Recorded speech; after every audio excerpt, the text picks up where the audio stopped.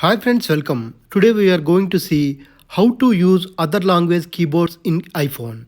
For this, first you need to open the settings, then you need to go to the general, then you have to open the keyboard.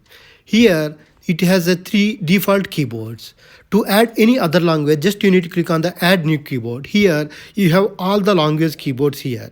International, Indian, all the languages. For demo purpose I am clicking Telugu. Here it will display all the Telugu related keyboards. Here we have translation and also Telugu standard. Translation means it is in English. Whenever you type it will automatically converts to Telugu. If you want direct Telugu typing, you can use the Telugu standard. Now I am clicking done. And if you observe, we have the like previously we have 3, now we have 5. Now go to any of the editor. Just here, this is the default keyboard, English keyboard. To change to other keyboard, just you need to click on this globe. Here I clicked on the globe. Then if you want the translator, just you click on this here. Now I am typing like some Sridhar. Okay, this is the translator. And if you want direct Telugu typing, this is the Telugu and Jada.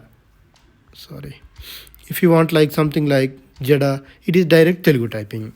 Thanks for watching. Please like, subscribe for more videos. Thank you.